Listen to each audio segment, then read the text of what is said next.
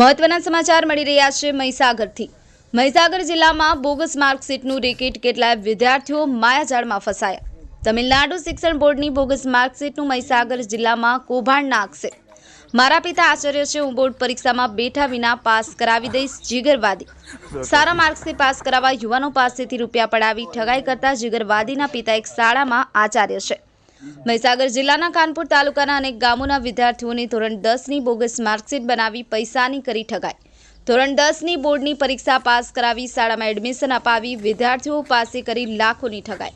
વિદ્યાર્થીઓને વિશ્વાસમાં લઈ 50,000થી લઈ 1 લાખ રૂપિયા સુધીની વિદ્યાર્થીઓ પાસેથી ઠગાઈ કરી હોવાનું વિદ્યાર્થીઓનું રટણ। ભેજા બાદ જીગર અને તેના પિતા પૂનાભાઈ વાદી દ્વારા આંતરરાજ્ય કૌભાંડની સંભાવના। હાલ તો કાનપુર પોલીસ આ બાબતની માર્કશીટને લઈ તપાસ કરી રહી છે કે આ અંગેનું એફિલિએશન છે કે નહીં। મહીસાગર પોલીસ દ્વારા તમિલનાડુ ખાતે માર્કશીટની ખરાઈ કરવા મોકલી છે, ત્યારબાદ જ ખ્યાલ આવશે કે સદર માર્કશીટ ખોટી છે કે સાચી। પોલીસની તપાસ બાદ જ ખ્યાલ આવશે કે આવા કેટલા લોકો સામે સંડોવાયેલા છે। બ્યુરો ચીફ પ્રવીણ કલાલ, પંચમહાલ સત્ય ન્યૂઝ, દાહોદ। મારો મિત્ર જીગરવાદી, હું 10મામાં ફેલ થયેલો, તો મારા મિત્ર જીગરવાદીએ મને કીધું કે હું તને 10મામાં પાસ કરાવી દઉં, તો મેં એને 75,000 રૂપિયા આપ્યા। પછી એને મને રિઝલ્ટ આપ્યું। અમે નવાગામ સ્કૂલમાં ગયા, પણ એ રિઝલ્ટ બોગસ હતું।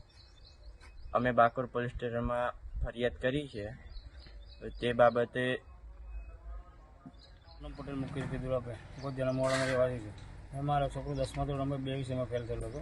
એના માટે નજીકના જીગરભાઈ વાદી કરીને મુલાકાત થઈ હતી।